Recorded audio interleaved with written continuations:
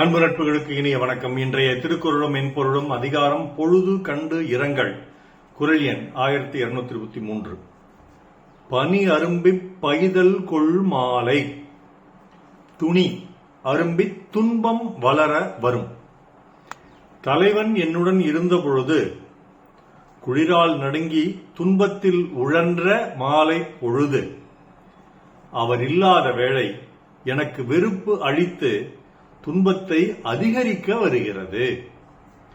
Evening, which was shivering and suffering when my lover was with me, is giving more trouble and brings aversion. இதற்கு என்னுடைய துழிப்பா, நாங்கள் இருந்தபோது நடுங்கிக் கொண்டிருந்தது மாலை, நான் இருக்கும்போது நடுங்க வைக்கிறது. நாங்கள் இருந்தபோது நடுங்கிக் கொண்டிருந்த மாலை நான் இருக்கும்போது நடுங்க வைக்கிறது. கவிப்பேரரசு உரை.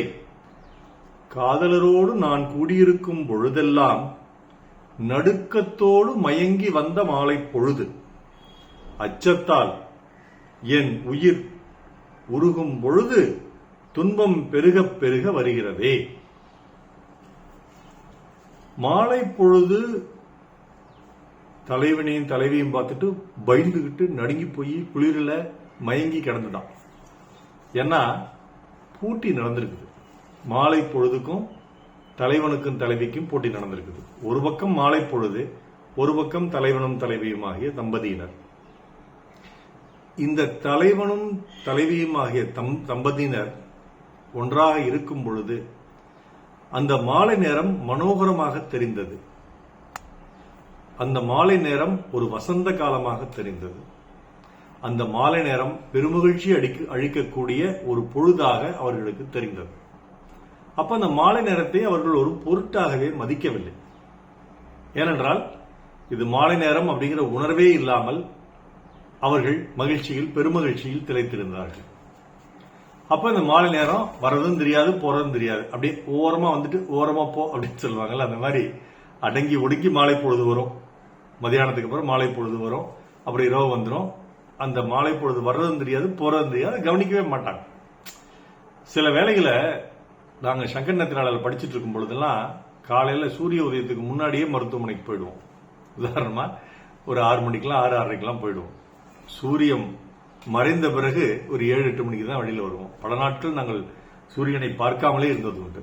அந்த அளவுக்கு கடுமையாக வேலை செய்தோம் என்றால் இந்த அளவுக்கு வாழ்க்கையில் உயர்ந்து நிற்கிறோம். அதற்கு முழு மதிப்பும் கொடுக்க வேண்டிய இடம் எதுன்னா சங்கர் நேத்ராலயா தான். அதனுடைய தலைவர் மறைந்த திரு பத்ரிநாத் ஐயா அவர்கள். அந்த கிரெடிட் என்று சொல்கிறோம் அல்லவா, அதற்கான மதிப்பு அதை கொடுக்கிறது சங்கர் நேத்ராலயாவுக்கும் ஐயாவுக்கும் தான் கொடுக்கணும். அந்த மாதிரி தான் நாங்கள் வாழ்ந்தோம். அப்ப எங்களுக்கு எந்த பொழுது போறதும் தெரியாது. ஏன்னா சேனல்கள்லாம் எதுவுமே இருக்காது.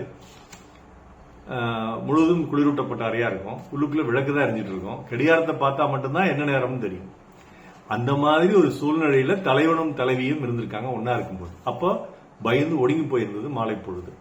இப்ப தலைவன் கிளம்பி போயிட்டான், தலைவி தனியா இருக்கா.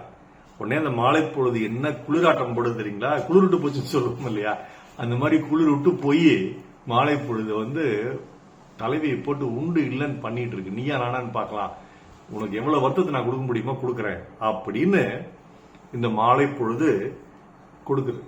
அப்படி கொடுக்கும்போது தலைவர் என்ன பண்றா, இந்த மாலை பொழுதை வெறுக்கிறான். அந்த வெறுப்பு ஏற்படுகிறது, துணி ஏற்படுகிறது. அப்படி அவள் வெறுக்க வெறுக்க இந்த மாலை பொழுது அவளுக்கு துன்பம் அழித்துக் கொண்டே இருக்கிறது. தலைவன் இல்லாத தனிமையினால், தலைவன் இருந்த அந்த மகிழ்ச்சியான நினைவுகளில் ஏக்கத்தில் தலைவி இருப்பதால் இந்த துன்பம் எல்லாம் வருது. இதுக்கு ஒரு பாடல்.